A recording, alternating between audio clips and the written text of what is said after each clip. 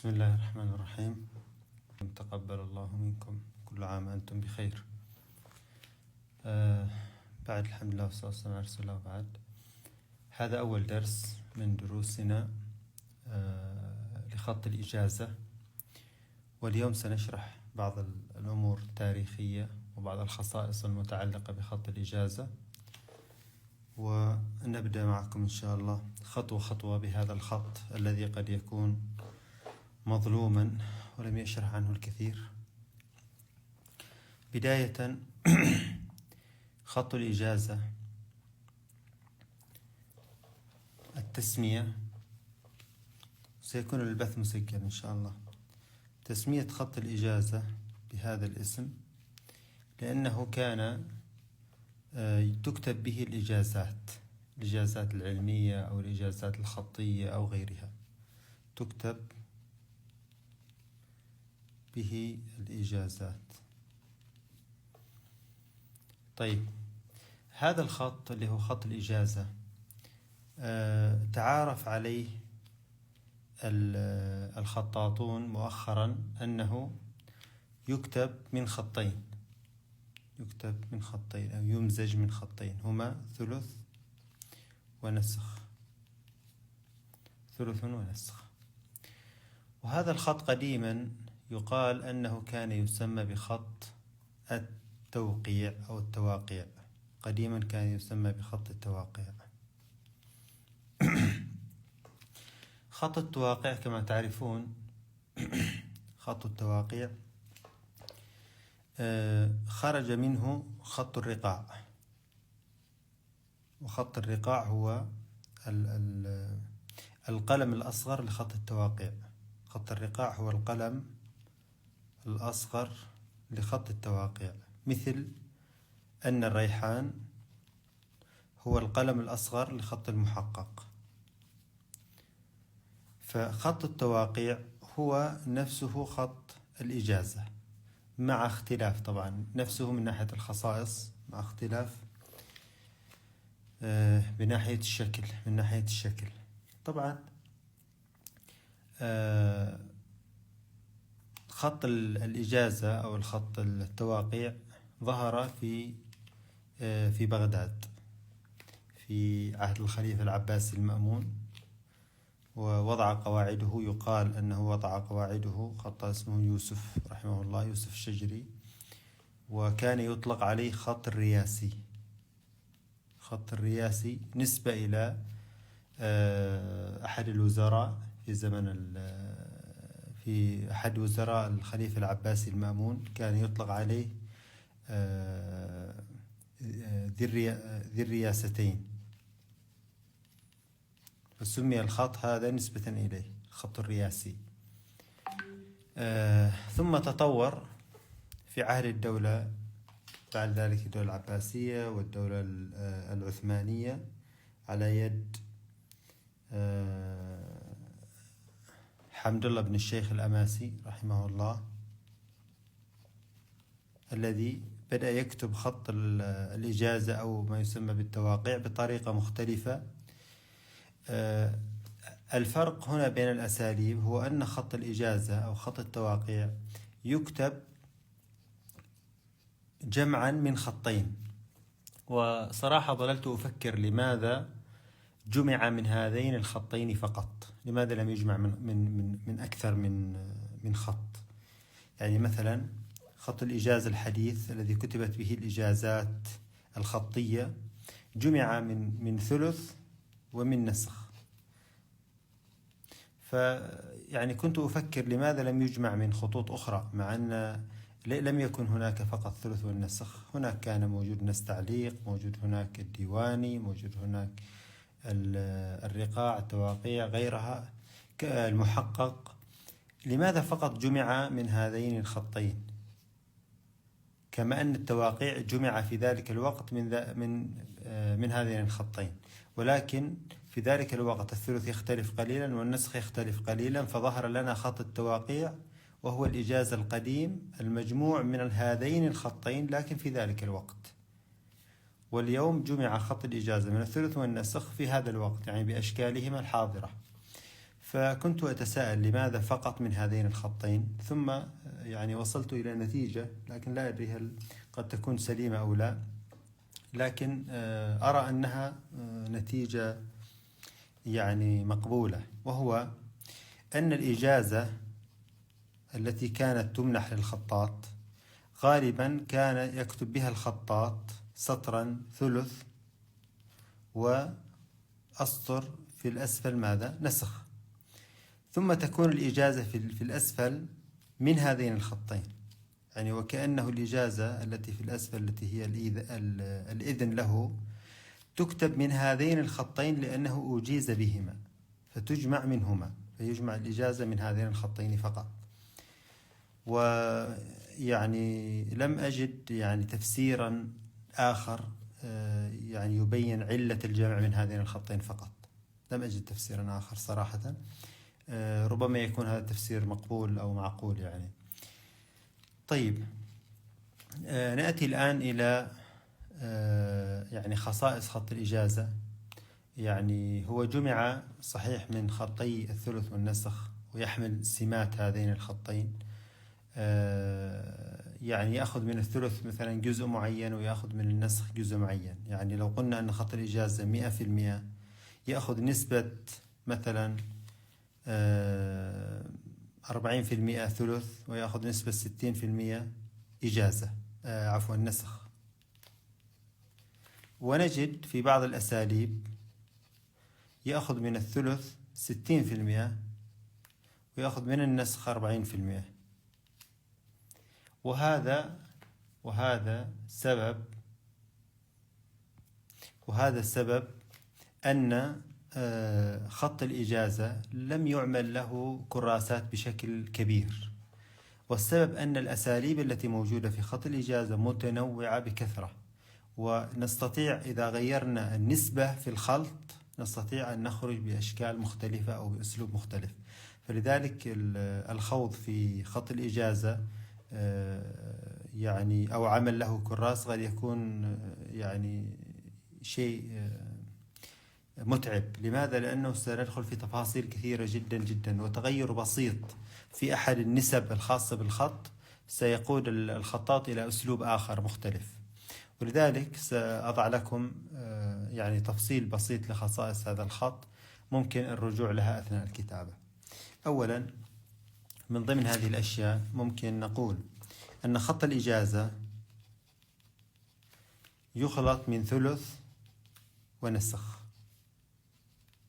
طيب، أول شيء أنه لا يمنع إدخال خط ثالث إضافة إلى هذين الخطين، يعني أنه يجمع من ثلث ومن نسخ ومن رقاع مثلا، أنه يجمع من ثلث ومن نسخ ومن محقق ومن رقاع، أنه يجمع من ثلث ورقاع ومحقق ونسخ وبعض حركات نستعليق.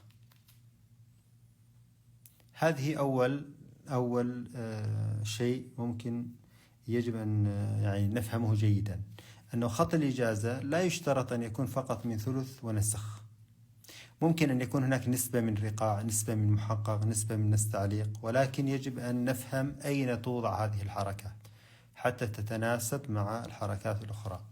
يعني يكون هنا من الثلث مثلا 30%، من النسخ 30% مثلا، من الرقاع يعني 20%، من المحقق 10%، هنا 10%، فيولد لدينا خط إجازة بنوع مختلف. وانظروا إذا تغيرت النسبة قليلا جدا صار هنا 20% من الثلث، تمام، وصار النسخ هنا 40%، يتغير الأسلوب تماما في الخط. وكلما تغيرت النسبة خرج لنا بشكل مختلف تماما. فلذلك هو واسع جدا، ويكاد يكون كل خطاط له أسلوب مختلف في كتابة الإجازة، ليس من ناحية روح الخطاط فقط، بل من ناحية أشكال الكتل أو الاختيارات التي يختارها. فلذلك هو واسع جدا، نستطيع أن نخرج من خط الإجازة بأشكال كثيرة ومتعددة. فلذلك يجب أن في البداية أن نفهم مفهوم خط الإجازة وليس قواعد أو ضوابط خط الإجازة. لأنه يجب أن نفهم هذه المفاهيم حتى نخرج بعد ذلك بأسلوب مختلف لخط الإجازة. سنذكر أمثلة بعد قليل بعد أن نكمل هذه الأمور النظرية. طيب، عندنا أيضا الشيء الثاني أن خط الإجازة ما دام هو خلط من خطوط مختلفة، هل لا يكون خط أساسي؟ هو خلط من خطوط مختلفة، من خطين أو 3 خطوط أو 4. هل يكون خط فرعي أم خط أساسي؟ يكون خط أساسي. لماذا؟ لأنه لا يوجد خط من الخطوط خرج من دون أن يشابه خطوط أخرى. يعني أن خط مثلا لو أتينا إلى خط مثلا ثلث نشأ من أشكال قديمة من خط المحقق ومن خط المؤنق حتى ظهر لنا خط الثلث. فخط الثلث لم يأتي من العدم، هو جاء من خطين مختلفين كان موجودا من قبل، فنشأ خط الثلث. فغالبا الخطوط هي تنشأ من بعضها، فلا يمكن إذا كان الخط ينشأ من غيره أن نسميه خط فرعي، لا، يكون هو خط أساسي إذا رسيت قواعده بشكل كامل أو ضوابطه وصار يعني واضح. فخط الإجازة يكون خط أساسي في مفاهيمه يكون خط أساسي. أما في فروعه فهو خط قابل للبحث كثيرا، وكل خطاط سيكون له أساليب مختلفة جدا في كتابة هذا الخط. طيب، أكيد أنتم عندكم يعني خبرة بأشكال الخطوط، لذلك سأضع لكم بعض الأمثلة التي قد تفيدنا أثناء الكتابة. انظروا مثلا، نحن قلنا هنا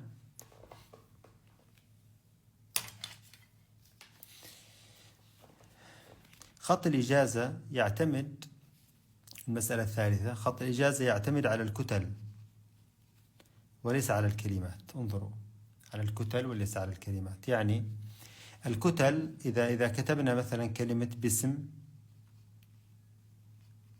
الله الرحمن الرحيم، فكلمة با سين ميم هي كتلة واحدة. فالاعتماد في اختيار النسب الخاصة بالخطوط يكون على حسب الكتلة الموجودة. مثلا عندنا هنا با سين ميم، الباء هذه إذا كتبت بهذا الشكل، انظروا، أنا هنا اخترت ماذا؟ اخترت النسخ. وإن كتبت بهذا الشكل السين، اخترت ماذا؟ النسخ. طيب، الميم اخترت ماذا؟ خط الثلث. انظروا، يعني عندي هنا 3 أحرف. طيب، عندي هنا نسبة، نقول مثلا 33 33 33 فاصل شوي، يعني نسبة 66 نسخ من 100، ونسبة 33 من 100 ثلث. طيب، لو أتينا إلى اختيار آخر وهو أن أجعل الباء ثلث، هذه الحركة حركة الثلث، ثم أجعل السين نسخ، ثم أجعل الميم ماذا؟ ثلث. الآن صار عندي هنا ثلث نسخ ثلث، يصير العكس، يصير هنا 66 ثلث و33 نسخ، وتغير الشكل تماما. فهنا اختيار النسبة يؤثر على شكل الكتلة. أيضا ممكن أنا أختار الثلث ثم أختار ماذا؟ وهذه الحركات هي حركات نسخ بدون زوائد، لأنه أصل سين النسخ هي هكذا، لها زوائد، وأصلها من النستعليق، هذه أصلها من النستعليق. فلذلك أنا استخدمت هنا حركة مختلفة،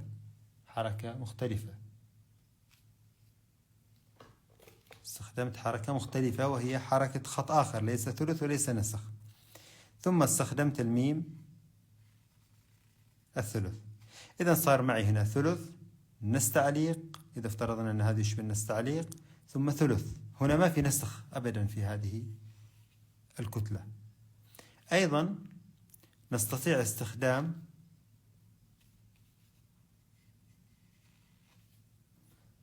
الباء ثلث ثم السين ثلث ثم الميم ثلث، ثلث ثلث ثلث، كله ثلث.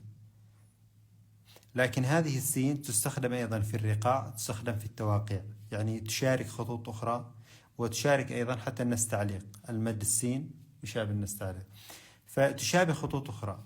أيضا نستطيع أن نستخدم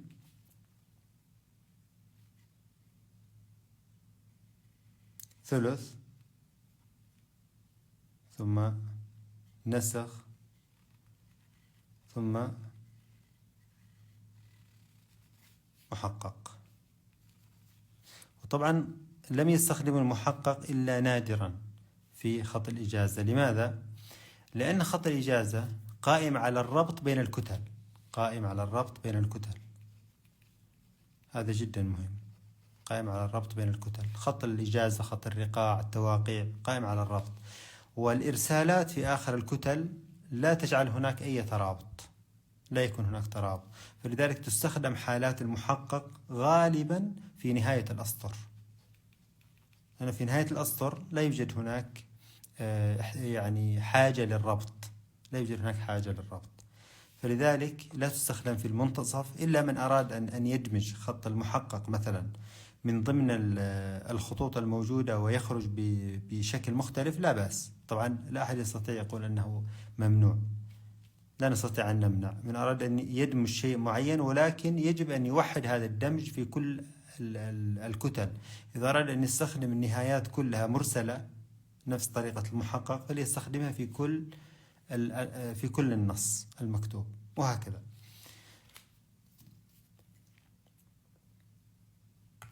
عندنا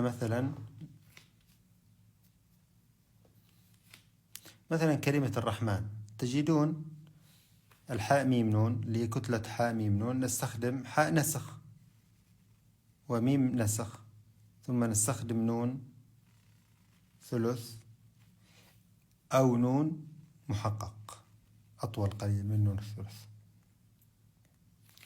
بعض الأحيان نستخدم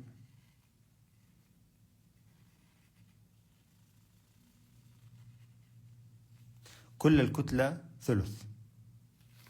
بعض الأحيان نستخدم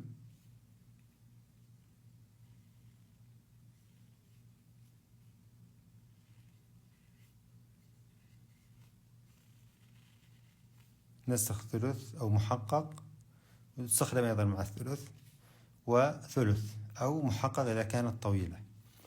فاستخدامات الكتلة الواحدة أشكال متعددة جدا، لأنها ليس فقط احتمال ولكن خطوط مختلفة، فالاحتمال هنا يكون أعلى أكثر. من يريد أن يستخدم في خط الإجازة، من يريد أن يستخدم في خط الإجازة الربط أو عدم الربط،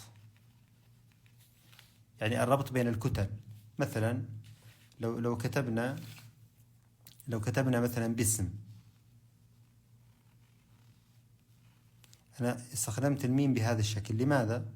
حتى يكون عليها اسم الله عز وجل بهذا الشكل، ثم الألف هنا أيضا تكون على، ثم هنا الحاء، ثم تأتي هنا الراء بهذا الشكل، فتكون ماذا؟ الكتلة مترابطة.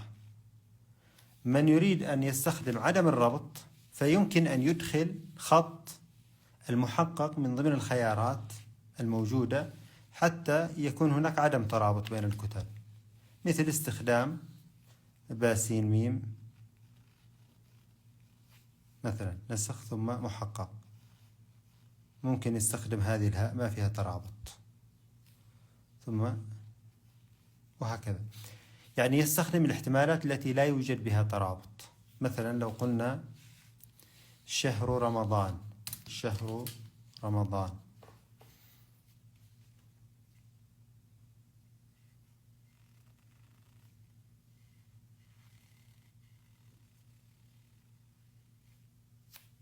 شهر هذا الشكل، ممكن نستخدم بهذا الشكل.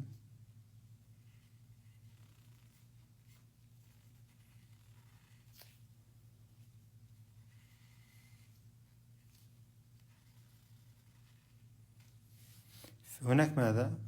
موجود عملية ترابط. طبعا الطريقة الحديثة لخط الإجازة كيف يستخدمونها؟ اتخذوا قاعدة عامة، وهي أن الكتل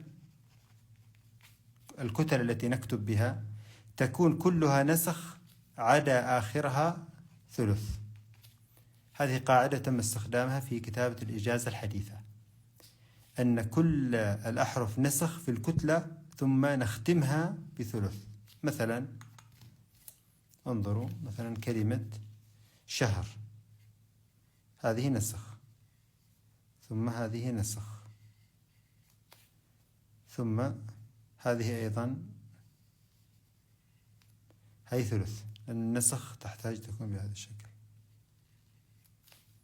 فهذه ثلث، نسخ نسخ ثلث. طيب رمضان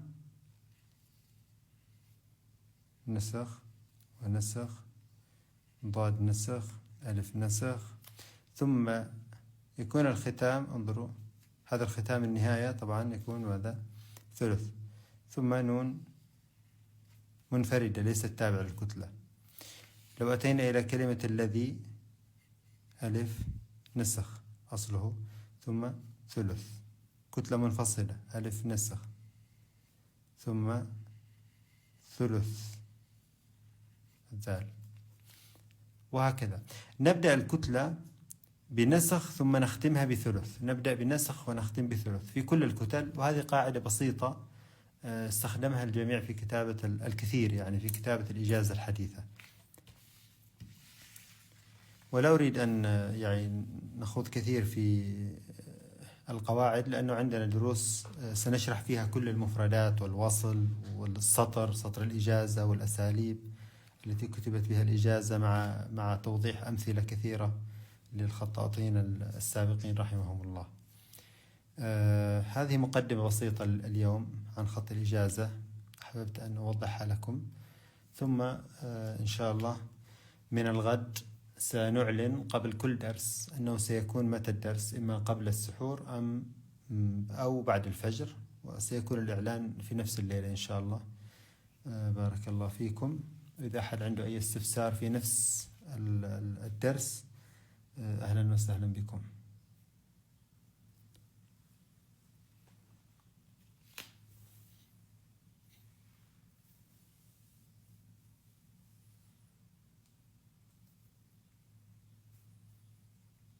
نعم نحفظ البث إن شاء الله، سيكون البث محفوظ بإذن الله. إن شاء الله نحفظه.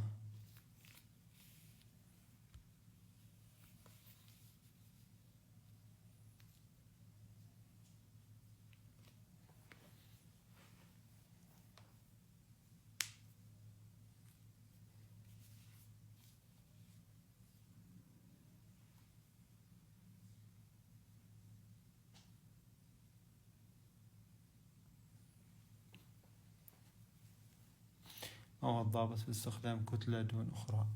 الضابط الوصل، الضابط الوصل، الذي يرى الوصل والذي يرى عدم الوصل يستطيع أن يختار. الله يبارك فيكم جميعا وأنتم بخير. هل يكتب إجازة بمقاسات؟ نعم طبعا، ما يمنع، المقاسات ليست عائق يعني. المهم ضبط الأشياء المتعارف عليها. ما أفضل قياس قلم الإجازة؟ تختارون حسب ما ترون. يعني أنا لا أكتب صراحة كبير أكثر من 2 ملم، لكن كل شخص له اختياراته.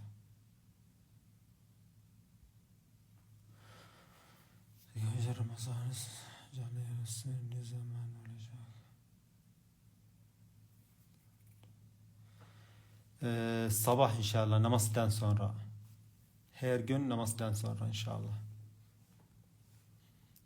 سلفني يدك، الله يبارك فيك. لا أسلفك يدي لأنه يدي اليوم تعبانة سبحان الله، حملت شيء ثقيل وتعبت قليلا الحمد لله. يمكن استخدام الديواني في نهاية الكتل على أساس أن من خصائصه التدوير. يعني ممكن تجد الديواني حديث الرقاع والتواقيع من نهايتها التدوير، فممكن تستخدم رقاع يعني نيابة عن على الخط الديواني. بارك الله فيكم جميعا، وإن شاء الله تعقيب الرجيم. آمين سجدال ورازس. نتابع نحن الدرس أيضا، الدرس مفتوح للجميع، من يريد يتابع أهلا وسهلا.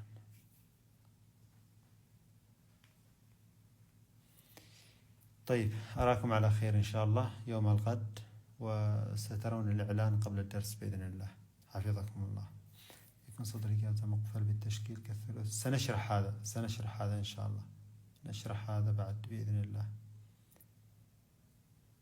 أستاذ عزيز السؤال في الأعلى أين هو؟ ما رأيت. دقيقة ممكن يعاد. ما هو السؤال؟ كيف أضبط نسب أسلوب معين في الإجازة؟ والله هذا يعتمد على الكتل، هل أحرف الكتل كثيرة أم قليلة، وهل أنا سأعتمد أسلوب الربط أم عدم أم لا أعتمد أسلوب الربط. هنا يختلف الضابط، وفيها تفصيل إن شاء الله بعد إكمال 20 الحلقة هذه عن خط الإجازة أظن ستتضح أمور كثيرة، سيأتي معنا كثير من الأمور إن شاء الله.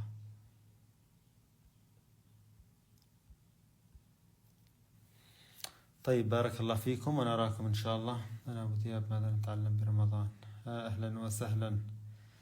في رمضان لا، أنتم خذوا خط الإجازة كثقافة عامة، وسأرسل لكم التمارين التي تشتغلون عليها في نفس المنهج إن شاء الله. بارك الله فيكم جميعا، في أمان الله.